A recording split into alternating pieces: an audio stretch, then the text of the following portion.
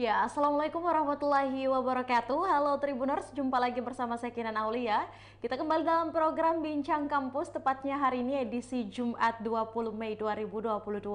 Senang sekali rasanya saya masih bisa menjumpai Anda di sore hari ini. Semoga kita semua selalu dalam keadaan yang sehat dan bergembira pastinya, dan pastinya juga semangat kita tidak pernah pudar. Oke, apalagi dalam program yang satu ini, salah satu program yang sangat dinanti-nantikan juga tiap minggunya, setiap Jumat, yaitu program Bincang Kampus. Hari ini saya sangat senang sekali karena hari ini yang akan menjadi narasumber kita berasal dari salah satu universitas yang sangat terkenal juga di Kota Makassar. Bukan hanya terkenal tapi juga sudah memiliki banyak tempat ya di hati para calon mahasiswa baru nantinya pastinya. Apalagi memang salah satu universitas ini memang memiliki banyak peminat juga, khususnya di Kota Makassar, bahkan di luar Kota Makassar. Untuk itu kita juga mau tanya mengenai bagaimana sih sebenarnya untuk the way to success dari Universitas Bosowa Kota Makassar. Tapi sebelum itu, hari ini kenapa saya bilang saya sangat senang, karena yang akan menjadi narasumber kita ini bukan lagi dari dosen ataupun dekan, tapi kita mengundang langsung Bapak Rektor Universitas Bosowa. Saya langsung mau menyapa, ada Bapak Prof. Batara Surya selaku Rektor Universitas Bosowa. Assalamualaikum warahmatullahi wabarakatuh dan selamat sore, Prof. Waalaikumsalam, selamat sore. Sore. Gimana kabarnya, Prof, di hari Jumat ini? Alhamdulillah, semua dalam keadaan sehat. Ya, proses-proses di kampus juga berjalan normal. Ya, kira seperti itu. Iya, baik. Kalau kita lihat memang Prof ini lagi sedang berada di universitas, Prof, atau di mana nih? Saya posisi sekarang setelah selesai tadi memimpin rapat, saya kembali ke rumah di perpustakaan saya. Setiap hari saya harus bisa membangun konsep, kemudian merespon keadaan-keadaan yang berkembang, kemudian bisa ditularkan untuk para sivitas akademik. Ya, baik, Prof. Terima kasih. Kalau kita melihat memang untuk keseharian dari Prof. Batara sendiri memang dalam bulan ini atau mungkin tahun ini, ya kita bahas tahun ini, memang bagaimana Prof, cukup padat juga ya dengan beberapa agenda. Ya, sebenarnya kan sebelum saya terpilih sebagai rektor Universitas Unsua, saya pada awalnya lebih banyak concern ke bidang-bidang penelitian. Saya biasanya fokus untuk membangun konsepsi, kemudian banyak juga merumuskan kebijakan publik, itu perumusan kebijakan di level pemerintahan untuk membantu pemerintah kabupaten kota di dalam merespon situasi perubahan yang ada sekarang, kemudian seperti apa regulasi yang bisa diputuskan. Nah, ketika proses itu sudah berjalan dengan baik, terpilih saya sebagai rektor Universitas Bosowa, tentunya, maka saya lebih fokus sekarang untuk bisa membangun bagaimana kejayaan Universitas Bosowa itu ke depan. Tentu dengan cara-cara dan strategi yang saya anggap itu untuk bisa kita kembangkan secara bersama dengan para sivitas akademik di Universitas Bosowa. Seperti itu. Baik, Prof. Batara. Nah, ini memang sangat menarik sekali kalau Kinan dengar perencanaan-perencanaan yang diungkapkan di awal. Untuk itu hari ini, Prof, insya Allah kita akan membahas mengenai the way to success with Universitas Bosowa. Nah, ini sebenarnya banyak juga nih yang bertanya sebenarnya program ataupun juga tentang rencana-rencana dan rancangan-rancangan yang ada di dalam Universitas Bosowa, sehingga pada saat ini Unibos memang kalau kita lihat perkembangannya semakin maju dan memang peminat dan mahasiswa yang ada di dalam semakin tinggi juga, Prof. Nah, sebelum kita terlalu jauh, Prof, ini bisa diceritakan sedikit mungkin mengenai profil dari ataupun juga latar belakang dari Universitas Bosowa ini seperti apa, Prof Batara? Baik, saya kira kita tahu persis Universitas Bosowa pada awalnya sebelum Universitas Bosowa itu dia punya nama itu adalah Universitas 45 Makassar. Nah, itu didirikan pada tahun 1986. Kemudian terjadi peralihan dari Andi Sese ke founder kita, Aksa Mahmud, itu pada awal tahun 2014. Nah, dalam waktu singkat itu kemudian berbagai terobosan sudah dilakukan oleh rektor sebelumnya, sehingga kita sendiri Universitas Boswa ini berada pada peringkat kedua di wilayah 9, dua dikti wilayah 9. Nah, dalam proses-proses itu saya kira banyak hal yang sudah kita hasilkan, banyak hal nilai manfaat yang diterima oleh masyarakat dengan keberadaan Universitas Boswa itu sendiri. Nah, salah satunya adalah misalnya ketika saya banyak berkiprah, tentu posisi saya pada awalnya sebagai staf ahli di berbagai pemerintahan sampai di pemerintah pusat, yaitu di Kementerian PUPR. Kemudian saya juga banyak menggagas penelitian-penelitian, mulai dari penelitian dasar terapan sampai penelitian pengembangan. Nah, dari proses itulah kemudian kita coba bagaimana memperkenalkan Universitas Boswa. Pada akhirnya alhamdulillah kita mendapatkan predikat sebagai dosen dengan IELTS tertinggi untuk lingkup wilayah 9 L2 DIPI. Kemudian kebetulan saya secara pribadi juga masuk sebagai peneliti berpengaruh di dunia, artinya 2% dari peneliti yang ada di dunia. Nah, proses ini tentu harus berkesinambungan. Banyak hal yang kita sudah capai saat ini, tapi tentu harus kita tingkatkan dari waktu ke waktu.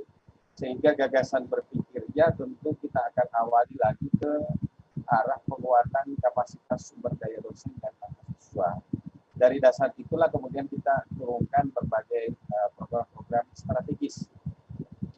Karena minimal sebenarnya dalam masa kepemimpinan saya nanti ada beberapa capaian yang harus dipenuhi oleh para sivitas akademika di Universitas Boswa. Yang pertama itu bagaimana kita bisa membangun entrepreneurship. Entrepreneurship ini lebih difokuskan kepada mahasiswa, terutama dia siap bekerja dan tidak harus lagi berpikir bahwa ketika saya harus selesai, itu saya harus menjadi aparatur sipil negara, tapi bagaimana dia mampu membangun usaha sendiri dan mampu mempekerjakan orang lain, sehingga kita mampu sebenarnya menekan angka-angka pengangguran khususnya untuk para alumni atau para sarjana yang akan kita ciptakan ke depan. Tentu tidak semudah yang kita bayangkan baik proses yang akan kami lakukan, sehingga langkah pertama tentu kita akan berbicara kemampuan daya saing kita, kemampuan daya saing Universitas Boswa. Nah, ini tentu kita lihat dari sisi perspektif keunggulan yang sudah dimiliki. Kemudian apa yang perlu kita tingkatkan, bagaimana bisa setara dengan beberapa perguruan tinggi secara nasional. Kemudian tentu harapannya kemandirian bisa tercipta juga. Tapi di balik proses itu, penguatan paling mendasar adalah orientasi kurikulum kita itu lebih didorong kepada penguasaan teknologi dan penguasaan bahasa. Kenapa?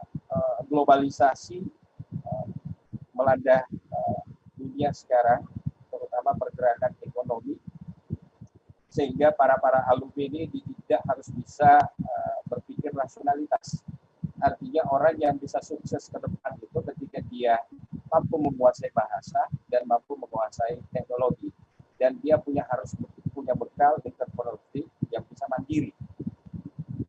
Tahapan berikutnya tentu kita berpikir bagaimana wawasan global itu bisa diciptakan, karena sejatinya kampus itu tidak bisa hanya berpikir pada lingkup wilayah sendiri, tapi bagaimana kita berbicara dalam perspektif integrasi sistem. Sistem itu bahwa sistem pendidikan kita itu tidak bisa berdiri sendiri, karena di depan mata yang harus kita hadapi bahwa persaingan perguruan tinggi itu akan semakin ketat, sehingga di dalam proses ini Universitas Boswa harus mampu mengambil posisi untuk itu, tapi dengan cara-cara yang memiliki harapan yang cukup besar, terutama dari sisi sumber daya manusia yang kita miliki. Kenapa saya katakan begitu? Karena di lingkup L2 itu sendiri kita punya banyak doktor sekarang. Kita yang paling terbesar dari potensi jumlah doktorat. Kemudian yang kedua kita sudah punya prodi-prodi unggulan, dan ini yang sifatnya spesifik. Hampir kalau saya boleh mengatakan perguruan tinggi lain juga punya prodi yang unggul, tapi kita punya spesifik nilai spesifik terhadap prodi unggulan kita, misalnya saja di keilmuan perencanaan wilayah dan kota. Kita satu-satunya perguruan tinggi di Indonesia Timur yang sudah mampu membuka sampai 15.3, khususnya di bidang perencanaan wilayah dan kota tersebut. Nah, itu barangkali progres-progres kalau kita lihat dari sisi tren perkembangan Universitas Kosowa saat ini. Dan saya berkeyakinan besar ini akan menjadi titik sentral untuk para lulusan SMA untuk bisa mengembangkan dirinya dan masuk pada perguruan tinggi, khususnya nanti bergabung dengan Universitas Kosowa ke depan. Seperti itu. Iya, baik. Ini memang background ataupun juga progres perkembangan yang dijelaskan oleh Prof. Batara mengenai perkembangan Rektor Unibos sampai saat ini memang sangat lengkap, dan bukan hanya itu tapi juga memang implementasi yang diperlihatkan sampai saat ini dengan sistem pendidikan yang ditawarkan di Unibos ini menjadi salah satu daya tarik juga untuk calon mahasiswa baru. Tapi Prof, mungkin banyak yang bertanya juga nih di luar sana tentang mungkin program studi ataupun fakultas yang disiapkan sampai saat ini untuk Universitas Bosowa. Sampai saat ini sudah berapa banyak, Prof? Jadi kita punya fakultas itu ada 9, satu pasca sarjana, kemudian 39 prodi. Nah, fakultas-fakultas ini saya rasa sudah punya daya saing yang cukup mapan, kemudian dia sudah punya deretan alumni yang mampu berkiprah baik pada lingkup regional maupun pada level skala nasional. Nah, tentu ke depan ini kita masih akan memperkuat lagi, terutama terhadap program-program studi yang lain, sehingga muncul kesetaraan di dalam mengembangkan Universitas Kosovo ke depan. Nah, kalau kita lihat dari tren perkembangan jumlah mahasiswa saat ini, bahkan yang sangat menggembirakan buat saya itu fakultas baru yang baru berusia 6 tahun itu luar biasa peminatnya, yaitu fakultas kedokteran. Nah, ini menunjukkan bahwa ada indikasi kuat di masyarakat, khususnya di Sulawesi Selatan, karena mahasiswa kita sebenarnya tidak terbatas saja di Sulawesi Selatan. Ada yang dari Kalimantan Timur, khususnya untuk wilayah Tegal dan Indonesia Timur ya. Nah, ini kiprah kita banyak melihat prosesnya. Kemudian di tingkatan pasca sarjana, hampir semua, baik di level ALSEN maupun dari para wirausaha maupun para pekerja yang sudah mapan saat ini itu banyak melanjutkan pendidikan di program pasca sarjana Universitas Kosowa. Jadi suka atau tidak suka, ke depan kita harus berpikir bagaimana kompetensi sumber daya manusia ini terus-menerus kita akan tingkatkan. Dan saya berkeyakinan besar bahwa alumni Kosowa itu tidak kalah bersaing dengan beberapa perguruan tinggi yang lain. Nah, salah satunya saya sendiri, saya sudah buktikan bahwa ketika kita mau kerja keras, kemudian kita bisa mandiri, pada akhirnya kita bisa juga dikenal secara global. Itu kita sudah buktikan bahwa salah satu dosen Universitas Kosowa itu masuk pada deretan peneliti atau ilmuwan yang berpengaruh di dunia. Artinya apa?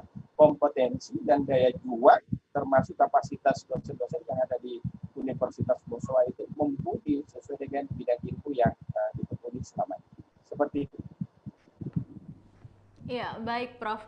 Ini kalau kita lihat memang perkembangan dan juga kesiapan dari fakultas yang disiapkan, apalagi memang mahasiswanya tadi sudah ada yang sampai di Kalimantan, yang berkuliah juga di Kota Makassar dan memilih Universitas Bosowa sebagai kelanjutan dari pendidikan tingginya. Nah, ini juga Prof yang mungkin banyak bertanya di luar sana ya, soal rencana pembukaan fakultas kedokteran. Nah, seperti yang kita ketahui bahwa memang fakultas kedokteran ini menjadi salah satu fakultas favorit di kalangan siswa ataupun siswi yang ingin melanjutkan pendidikannya di pendidikan yang lebih tinggi lagi, Prof. Bagaimana untuk kesiapan dari Unibos sendiri, Prof, mengenai rencana pembukaan fakultas kedokteran di Unibos?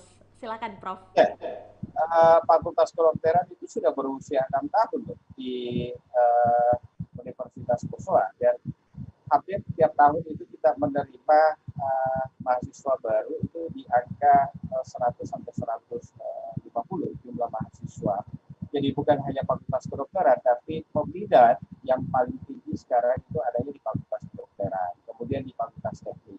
Kita juga punya program studi baru di Fakultas Teknik yang nuansanya sedikit agak berbeda dengan perguruan tinggi yang lain. Kita punya jurusan pertambangan, kita punya jurusan geologi, kita punya teknik lingkungan.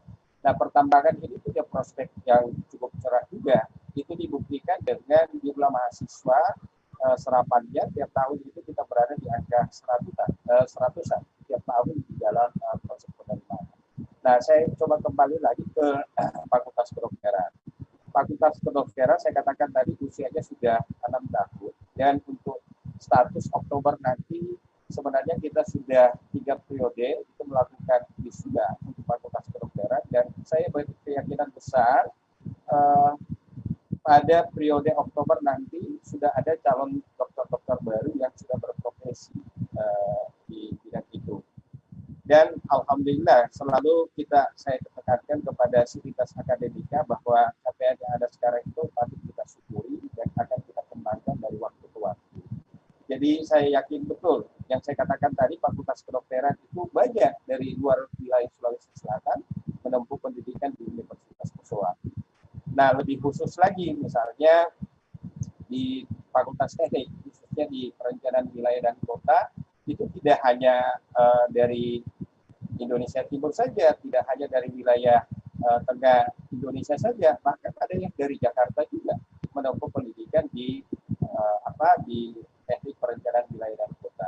Dan kita sudah membangun dengan beberapa perguruan tinggi ternama yang ada di Jakarta, termasuk di daerah Sumatera, untuk membangun prospek pengembangan wilayah masing-masing. Seperti itu. Ya, baik Prof. Nah, dengan adanya mungkin sejumlah program studi ataupun juga fakultas yang telah ada di Universitas Bosowa, sampai saat ini Prof mungkin bisa dijelaskan juga fakultas yang menjadi favorit banyak orang itu tadi sempat disampaikan dengan adanya Fakultas Kedokteran. Nah, untuk penerimaan mahasiswa baru, seperti apa persiapannya Prof ke depannya? Baik, kedokteran itu adalah sudah menjadi brand Universitas Bosowa. Kemudian kita sudah menyiapkan tenaga sumber daya dosen yang mumpuni dan kita berpikiran tentu senantiasa akan mengembangkan dari waktu ke waktu dan kita sudah punya planning itu akan membangun kampus baru di Fakultas Kedokteran itu berlantai 12.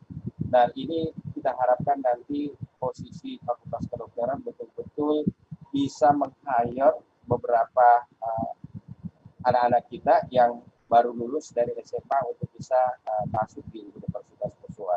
Di samping Fakultas Kedokteran yang saya katakan tadi, salah satu brand kita juga adalah Fakultas Teknik. Kemudian ada Fakultas Ekonomi. Ini jumlah mahasiswanya semua luar biasa, termasuk yang sangat berbeda. Kita punya spesifik itu adalah Fakultas Psikologi, karena psikologi kita itu berorientasi pada psikologi industri, termasuk Fakultas Kedokteran itu berorientasi pada penyediaan pelayanan medis untuk industrialisasi. Nah, tentu setiap perguruan tinggi itu punya spesifikasi dan keunggulan. Makanya kita juga di Universitas Bosowa itu punya hal-hal yang bersifat spesifik dari beberapa fakultas yang saya katakan tadi. Nah, kalau misalnya seperti perencanaan wilayah dan kota, itu kita sudah membangun kerjasama dengan berbagai perguruan tinggi, baik secara nasional maupun beberapa perguruan tinggi di luar negeri. Sehingga alumni kita itu sudah banyak sebenarnya yang melanjutkan pendidikan di luar negeri. Misalnya dari PWK alumni kita itu ada 3 orang yang sudah selesai dari Jepang, bahkan ada sementara sekarang pendidikan di Prancis. Apa artinya yang saya mau katakan? Bahwa lulusan di Universitas Bosowa itu tidak kalah dengan perguruan tinggi lain dan dia punya kompetensi itu bersaing dengan para alumni ketika dia sudah selesai menjadi sarjana. Seperti itu. Ya, baik. Terima kasih Prof untuk penjelasan Anda. Nah, tadi saya juga sangat tertarik di awal penjelasan Prof Batara mengenai pemberdayaan untuk pembuatan mahasiswa bisa menjadi seorang entrepreneurship, di mana mahasiswa ini bukan bekerja tapi dia yang bisa membuka lapangan kerja. Ini bagaimana Prof dengan hadirnya entrepreneurship ini yang mungkin nantinya akan dibuat juga di lingkup Universitas Boswa sampai saat ini? Apalagi kalau kita melihat memang sudah banyak sekali alumni-alumni yang juga bekerja di beberapa tempat dan mungkin Ya, sudah mengimplementasikan dari entrepreneurship ini, Prof. baik. Saya berbicara pada level alumni lebih awal ya. Contoh konkret alumni kita yang sudah mampu membangun entrepreneurship itu dibuktikan bahwa yang menjadi ketua Indo sekarang di dunia jasa konstruksi itu alumni dari kita, itu alumni dari Universitas Usua. Begitu juga dari untuk ketua IAB itu juga dari alumni kita. Nah, bagaimana sebenarnya mereka dididik di dalam lingkungan kampus? Saya harus tegaskan pada kesempatan hari ini bahwa Universitas Boswa itu punya namanya program ilmiah pokok. Program ilmiah pokok kita itu adalah entrepreneur. Jadi di dalam mata kuliah entrepreneur itu 8 kali pertemuan secara teoritis, kemudian 8 kali itu mengundang dosen-dosen dari dunia praktisi. Nah, semangat ini juga kita respon karena adanya regulasi pemerintah dari kementerian itu tentang kampus merdeka dan merdeka belajar. Nah, ini saya kira sudah sejalan. Nah, kiprah alumni-alumni kita setelah penerapan PIP yang saya katakan tadi itu, program ilmiah pokok, jadi tidak sekedar mereka dididik di kampus. Ada namanya masa karantina selama 6 bulan ketika dia sudah jadi alumni, ketika dia sudah diwisuda. Nah, disinilah mereka dibekali lagi lebih dalam lagi, lebih jauh lagi tentang bagaimana berpraktek sebagai seorang entrepreneur, bagaimana mengembangkan usaha. Dan di sini kita akan melibatkan semua unit-unit bisnis yang ada di Universitas Boswa sebagai tenaga pengajar di proses-proses terakhir. Apa artinya proses itu? Ketika mahasiswa selesai masa karantinanya selama 6 bulan, kemudian dia mendapatkan sertifikat, dan di dalam sertifikat itu kita nyatakan layak bekerja dengan dia juga mengandalkan nilai TOEFL-nya yang dihasilkan. Nah, inilah yang menjadi modal dasar yang kita bangun selama ini di Universitas Boswa. Nah, kedepannya juga nanti kita akan tingkatkan. Jadi pemikiran tentang entrepreneurship itu, kuliah di universitas itu kurang lebih membuka wawasan berpikir mahasiswa. Tapi tidak harus bahwa di program studi itu dia harus bekerja pada bidang yang selama ini diikuti di kampusnya. Tapi bisa saja dia akan mengembangkan dirinya, tapi tentu dengan bekal wawasan yang sudah diterima di kampus. Disinilah sebenarnya makna entrepreneurship itu sendiri yang kita galakkan di Universitas Boswa. Jadi bagaimana menciptakan entrepreneur baru. Itu baru satu aspek. Pada aspek yang lain, kiprah dosen di Universitas Boswa itu juga mengajarkan entrepreneurship di level masyarakat. Bagaimana caranya dari berbagai riset yang dia dapatkan, baik dalam konteks penelitian maupun pengabdian masyarakatnya, sehingga terbangun semacam satu sinergitas. Inilah yang saya bayangkan bahwa pergeseran paradigma kampus itu dari yang sifatnya tadi pentahelix, kemudian kita rubah menjadi multihelix. Artinya melibatkan para stakeholder untuk merespon perkembangan kampus, di mana nanti kita akan melahirkan alumni yang betul-betul siap diterima oleh pasar. Jadi tidak hanya dia siap sebagai karyawan, tapi yang lebih kita fokuskan adalah bagaimana dia siap untuk membangun usaha baru dan mengembangkannya. Kalau perlu, dia akan menciptakan tenaga kerja baru, sehingga itu yang saya katakan tadi, luarnya angka pengangguran bisa kita tekan, khususnya untuk bagi sarjana-sarjana baru yang baru lulus dari perguruan. Seperti itu. Berarti memang untuk yang dicanangkan dari entrepreneurship ini telah digalakan sebagian mungkin atau lulusan dari Universitas Boswa yang memang bekerja di mana mereka memanfaatkan dari nilai-nilai entrepreneurship ini yang ada di Universitas Boswa. Nah, ini sangat menarik sekali, Prof. Tapi Prof Kinan juga mungkin mau tahu juga sebenarnya ya tentang dosen-dosen dan pengajar yang disiapkan di Universitas Boswa dengan metode pembelajaran yang ditawarkan. Seperti apa sih Prof lingkup pelajar atau lingkup mengajar di Universitas Boswa? Ya, saya kira dosen-dosen yang ada di kita sekarang itu semua berorientasi pada profesionalisme di dalam memberikan materi ajaran kepada mahasiswa. Kemudian kemudian semua sudah by sistem online. Jadi semua menggunakan basis teknologi.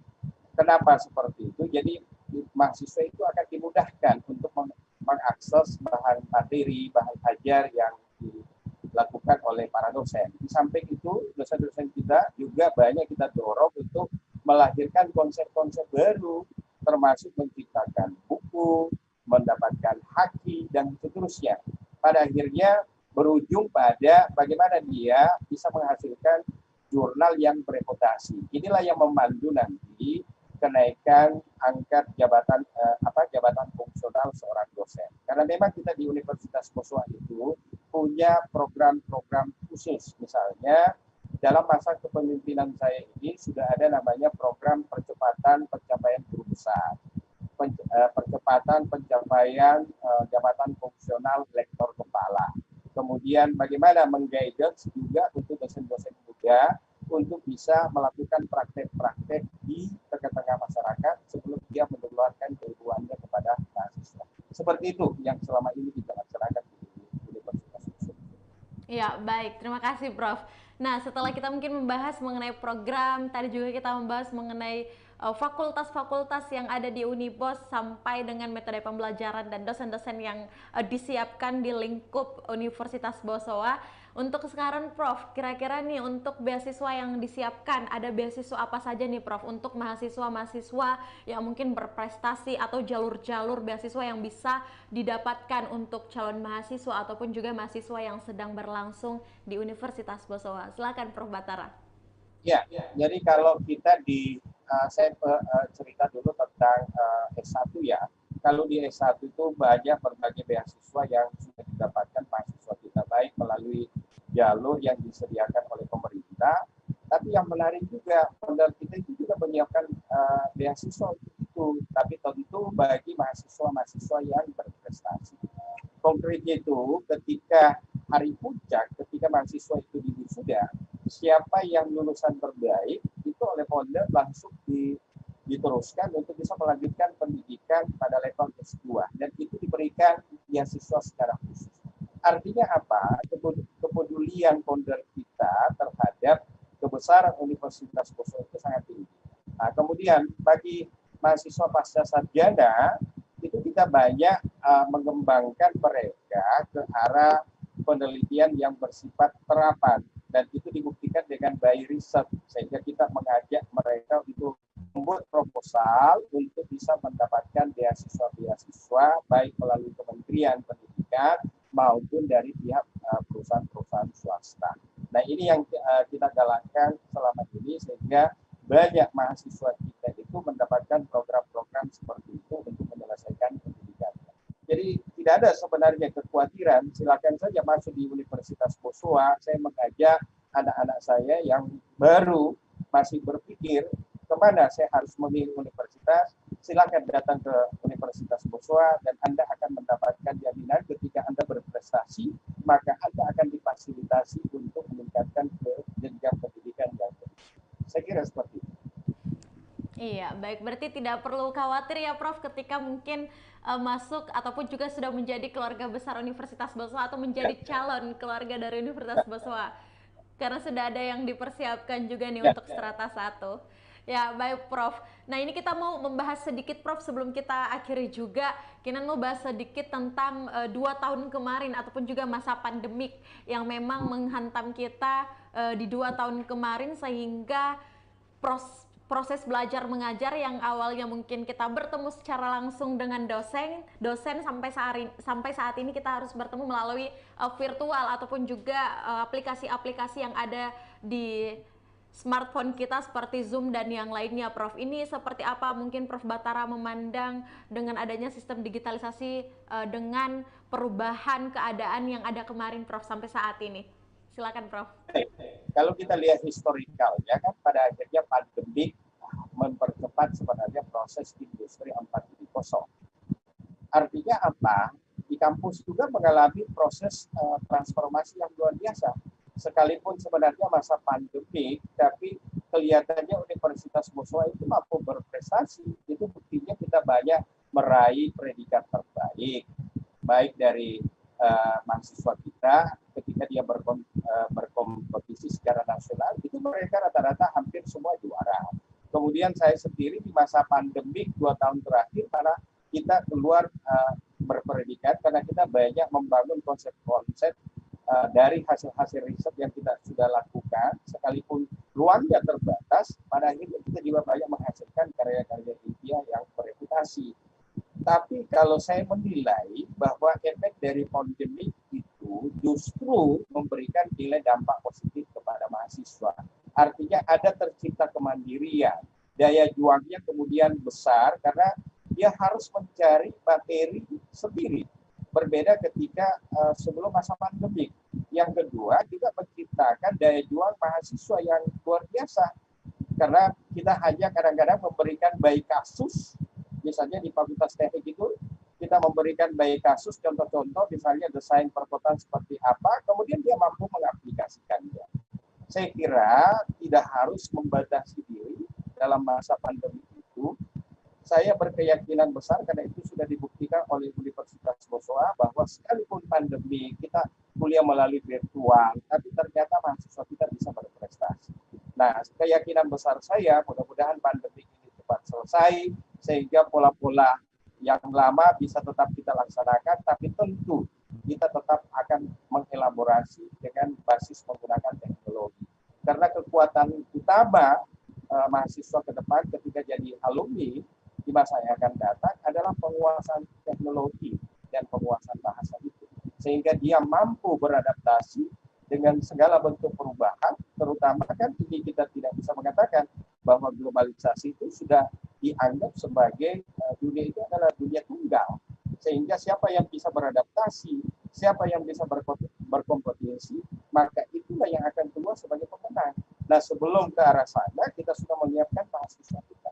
Jadi kekuatan utamanya adalah menguasai teknologi. Seperti itu. Ya, baik. Ini memang salah satu masa di mana mungkin masa-masa terberat bagi mahasiswa ataupun juga dosen kemarin, Prof, karena harus juga beradaptasi, sehingga adaptasi itu malah kalau kita lihat sekarang ini tetap digunakan juga nih sistem virtual yang kalau kita lihat memang cukup memudahkan ya, Prof ya. Baik Prof, sebelum kita mungkin akhiri, Kinan mau tanya-tanya juga nih mengenai Prof Batara saat ini sebagai Rektor Universitas Boswa.